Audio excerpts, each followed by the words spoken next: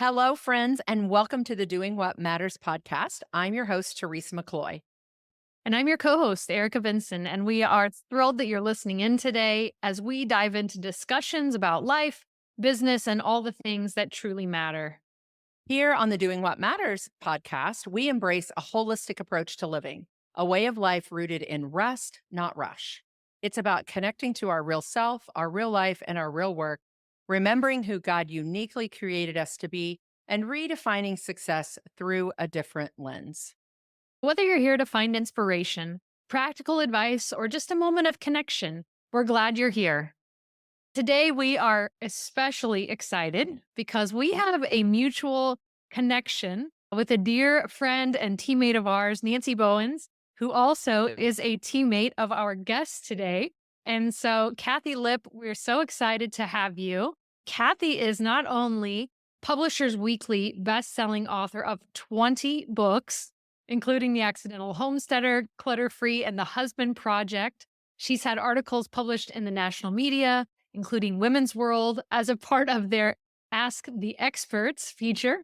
Today's Christian Women, Proverbs 31 Ministry, Crosswalk.com, Discipleship Journal, and many others. She's a busy conference and retreat speaker. Kathy and her husband, Roger, live in California and are the parents of 4 young adults. Kathy, thank you so much for joining us today. Erica and Teresa, it's so good to finally meet the other members of the Nancy fan club. I love it. I think we're on the Nancy team, right? Like, Yes, so we really are. Yes. shout out to our friend Nancy. And for those listening, before we dive too far into this fun conversation, I just know it's going to be fun. We want to invite you to check out a resource from our guest, Kathy. She has a resource from her brand new book, and we're talking brand new as we're recording this episode. It's just been out a day or two. So go to sabbathsoup.com to get a beautiful free download and also get connected with our new friend, Kathy. Check that out, and we're going to dive into the conversation. I want to dive in a little bit with you just about where you're living in the world right now, because there's a little bit of a story behind this journey. Take us back as to where you were and where you are now. Yeah. So I've lived my entire life in Silicon Valley, San Jose, California, and married my husband, Roger, almost 20 years ago. We're a blended family. When we got married, we had a 13, 14, 15, and 17-year-old. So we were idiots. We totally get that. But Roger's an engineer. So Silicon Valley is the place to be, right?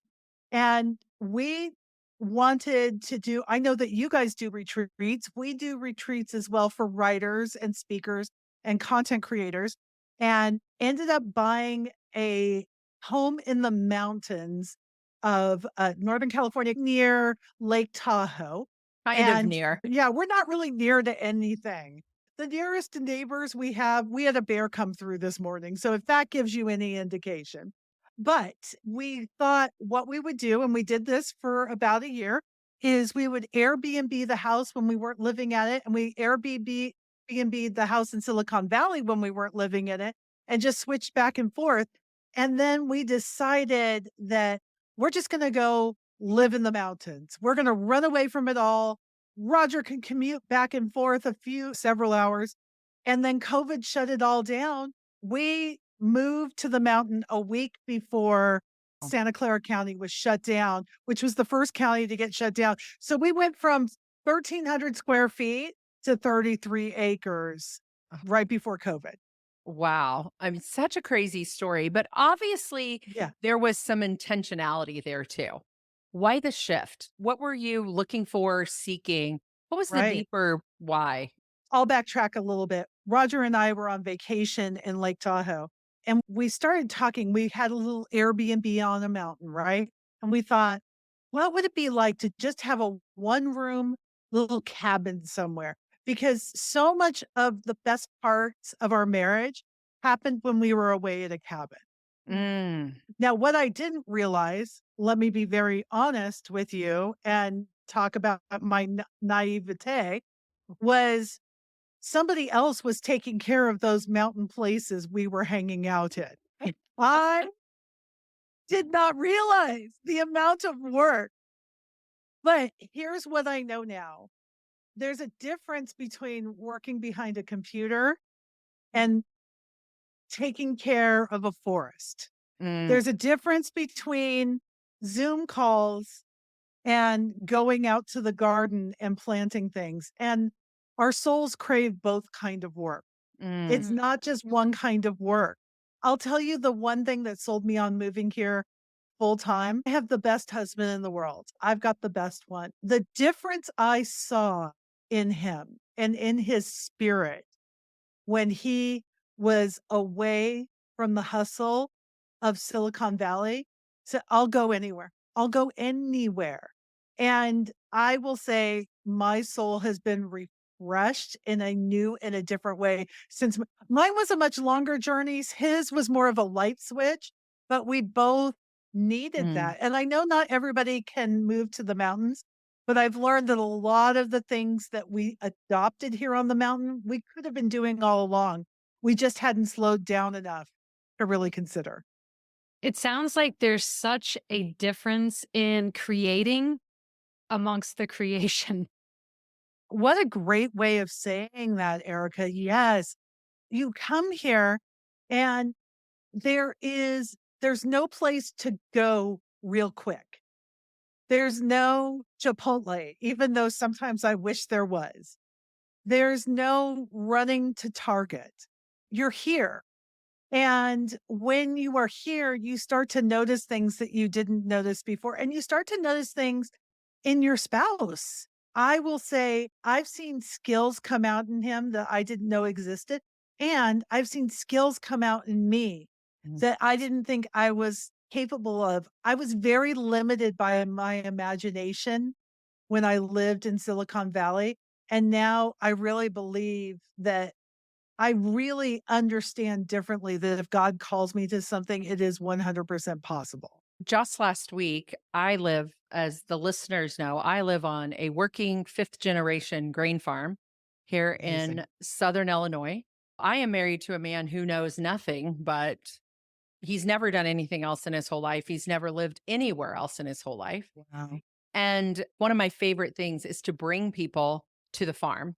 And last Mhm. week, I had the opportunity to bring some people out to our farm from a mastermind group I'm in. Several of them were from Silicon Valley. Oh, And so wow. one of my greatest joys was this guy, I don't know, he's probably around 40 years old, never been to a grain farm before, never been in the Midwest, got to get on one of our combines and watch harvest.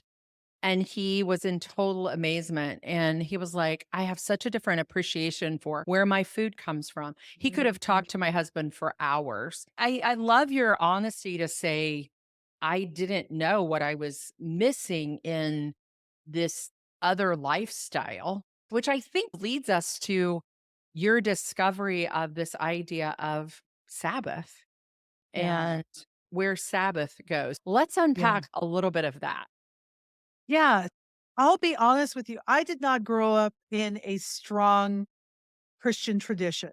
My parents went to church, but it was very much a Sunday from 9 to 10 kind of thing. And I'm grateful for that. But Sabbath was just something where I knew my Catholic friends were not allowed to leave the house. So that was my impression of Sabbath. And when Roger and I got married and we combined this family, we started to talk a little bit more about what does rest look like because your lives can be 24/7. There is nothing keeping you from that. And the world is not conducive to people saying, I want to slow down, I want to rest. So I really wanted to make Sundays, which would be part of our tradition of when we go to church, when we set aside time, I wanted to make those different. And what I came to understand was if you're the cook in the family, there's no break for Sabbath. Like, you don't have to work, you don't have to go anywhere, you don't have to shop, but people still want to eat. And so, what it became was me working really, really hard to make sure that everybody else got some rest. Mm. And I finally said, I need to do something different. I need rest too. Mm, And that's when I started to think, how could I live my life in a different rhythm where all of my needs were met on Sunday before dawn, before where I could truly rest, where if our family got together and decided to play a board game, I wasn't doing dishes because I didn't want to be behind mm, because you guys know Mondays come like a vengeance, right? And you've got mm, all these things that have to happen. And if I just decide I'm not doing anything on Sunday, I am paying for it Monday, Tuesday, Wednesday, and part of Thursday. mm. And I needed to create a new rhythm. And so that's where I started to explore what does it look like to prepare for Sabbath? And that's what led us on this whole journey. Yes. Well, we've talked about simplicity, we've talked about slowing down and a different way, and actually being able to embrace Sabbath as a whole. And so you have this brand new book. It's called Sabbath Soup.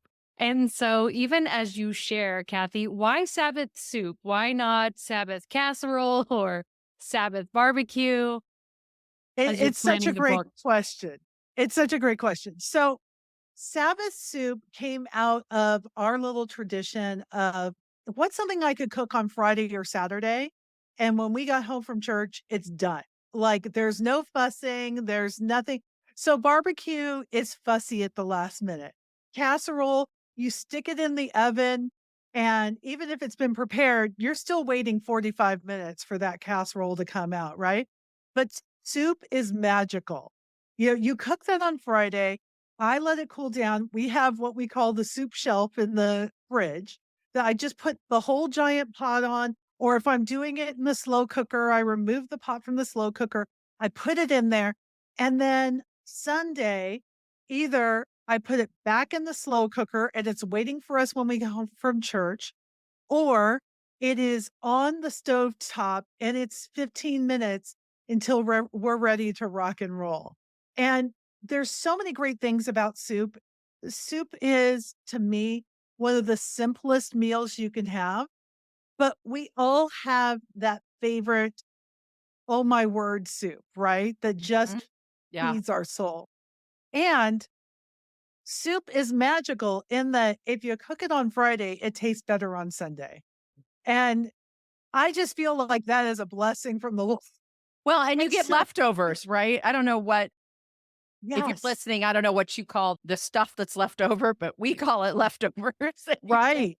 you get Monday and Tuesday. I was looking through your book today. Actually, I'll be real honest, I was geeking out like a fangirl today when I Oh, was looking through the book. And oh my gosh, so many good things. Because not only do you have soup recipes, but you have whole meal plans, whole recipes, beautiful prayers, just really leaning on to the whole body experience of how do I prepare for Sabbath. But you nailed it when you said it often I grew up with the tradition of Sunday dinner. It often mhm. revolved around the meal, and we were in the generation of church on Sunday morning, church on Sunday night. You had meals in between, but it really did not feel restful at all. And I think, Erica, Yeah, you probably grew up much the same way of Sunday was a pretty full day with lots of food going on because I know your family loves to cook as well. Absolutely. Yeah, it was grandma's fried chicken on the green tablecloth and biscuits and all the things, green beans. And so it was a lot of work. And as you said, a lot of cleanup to where you missed the moments. You missed the opportunity to be present. Not that I couldn't, I always remember as a kid sitting up at the bar talking to grandma because it was when mhm. I got time with her, but she was busy in that space. Yeah. And I'm guessing grandma loved serving her family. Mhm. I'm guessing that Absolutely. grandma loved that, but she was on her feet.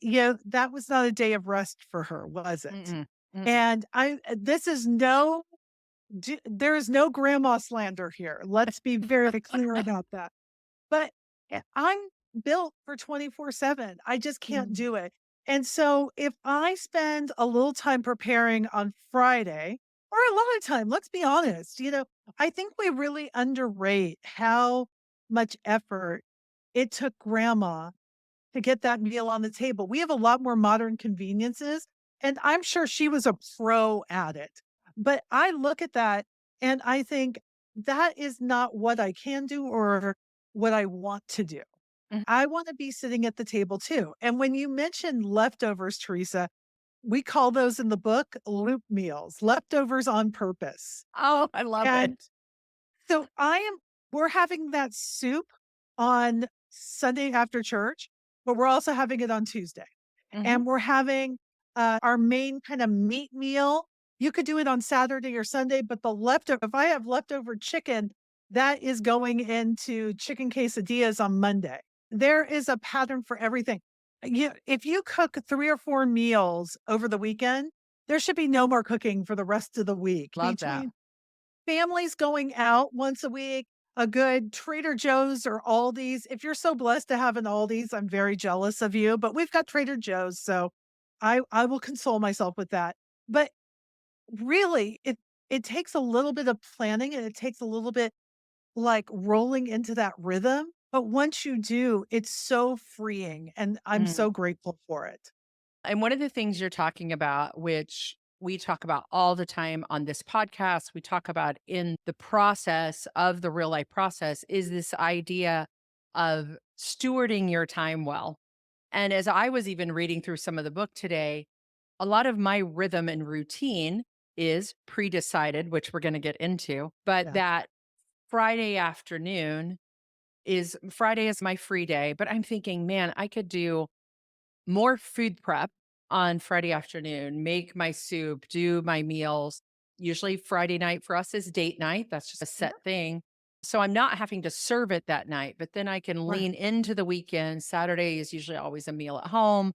Maybe eating more Sunday meal and not going out, which I have a tendency to Mhm. do on Sunday at lunch, Yeah, which I don't sure. want to do. It's just the easier thing after Absolutely. church. You've driven to town, you might as well eat. So, because it's just not ready. It's not because I like to cook. And Erica, I know you have some traditions and ways that you lean in on Sunday evening and different things with meals. So I'm thinking, oh my gosh, I can see you guys making some of these recipes because you've got some people that really like to cook. Yeah. So Yeah. there's just more there. Mm. Yeah, once you discover, wow, I can take a guilt-free nap on Sunday after having a delicious meal, it's hard to go back, Yeah. not gonna lie. And this really gives us an opportunity to share sometimes. Soup is very shareable, which if I wanna we've got a neighbor here, he's in his 70s, he's a volunteer firefighter.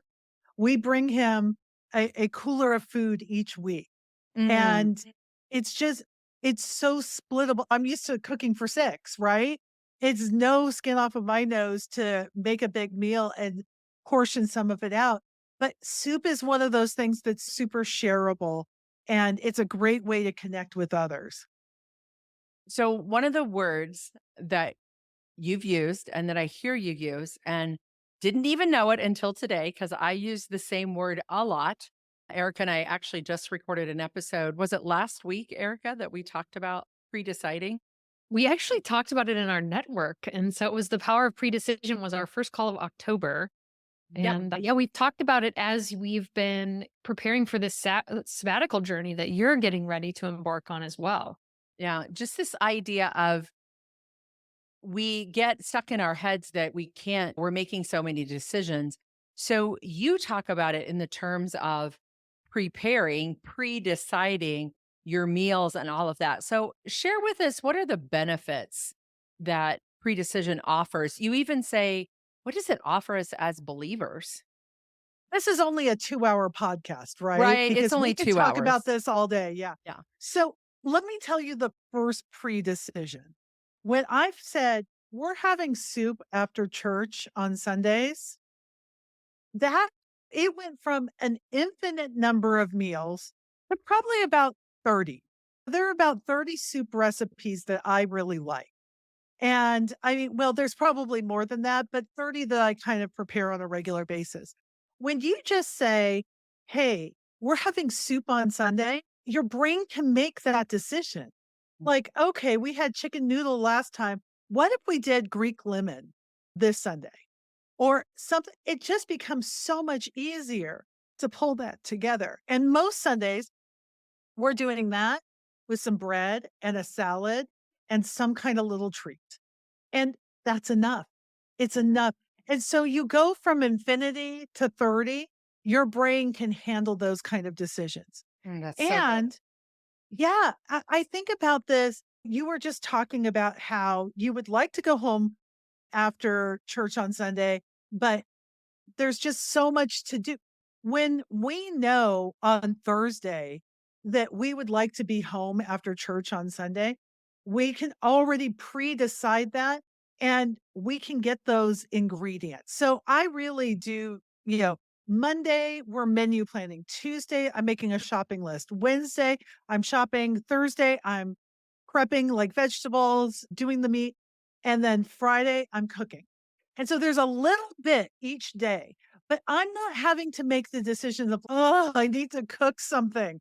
Because can we all agree loving to cook and feeding people are two different skills? They are two different skills.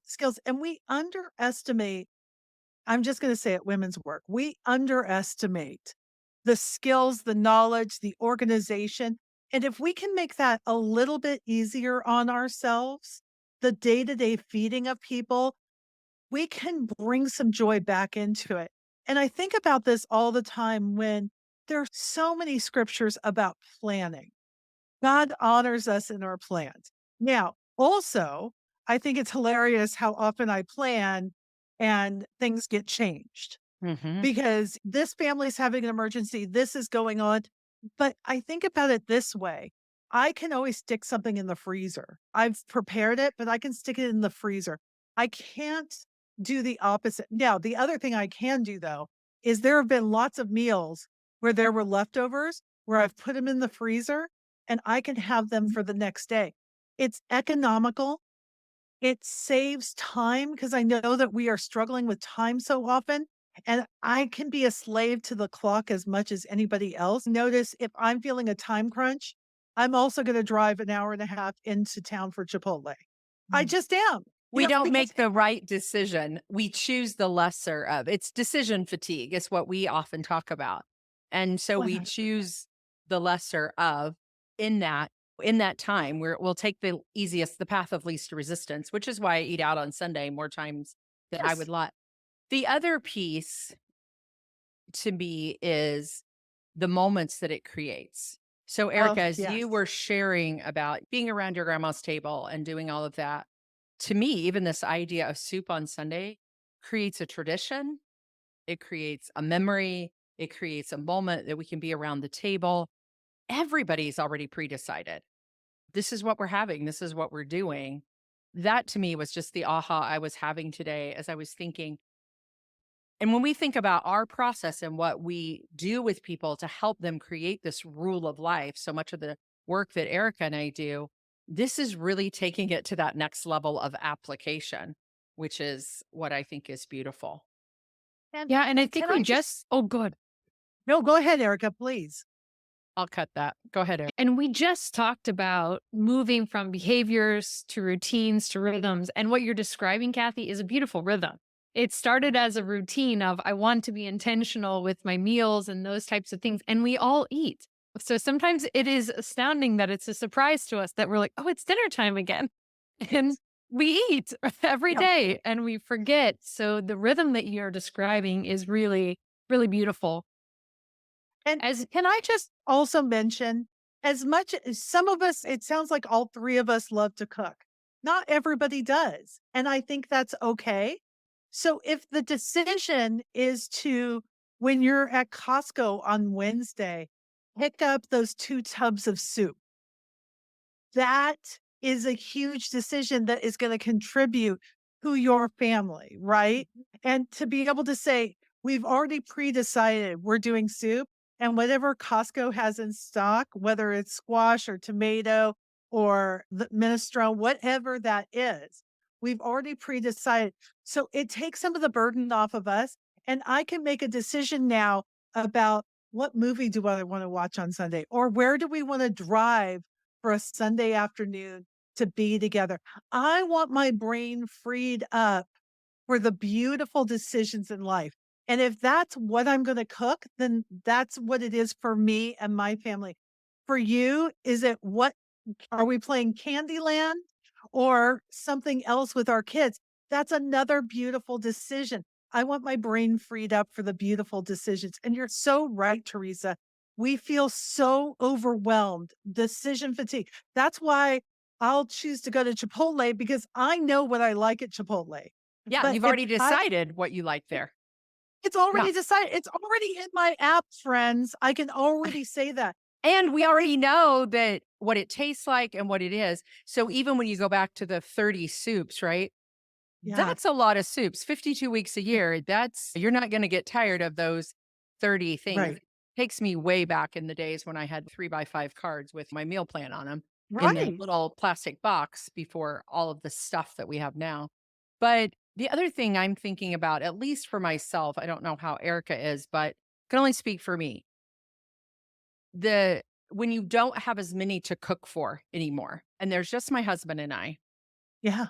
sometimes I'm like, it is the easy road to go, Mhm. "Oh, we'll just make a sandwich," or, "Oh, we'll just" Yeah. but yet, I love when we sit down at a table together, and we do that often, probably maybe more often than we did when the kids were around, but we do that, and there's conversation and there's connection in a different way than the takeout and the to-go and the restaurants and all of those things, so even if you're single or there's just you're in the open nest season, is what I call it.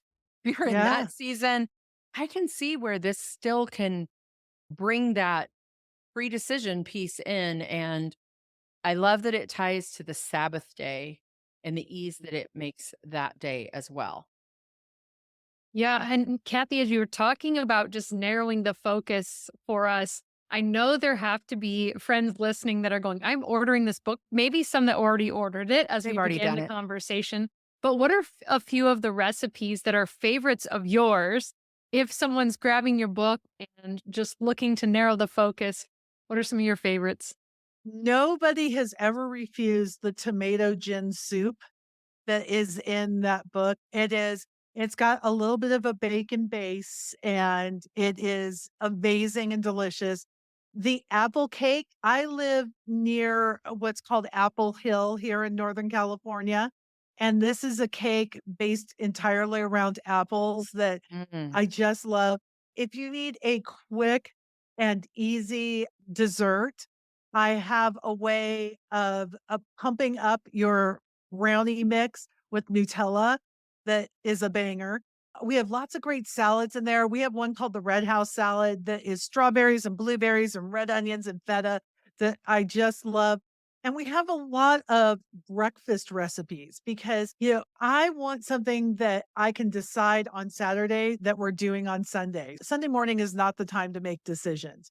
And a lot of these recipes are going to feed about 4 people. So for me and Roger, if I'm bringing food to my neighbor, we're pretty much done. But oftentimes we'll have leftovers that I can just freeze.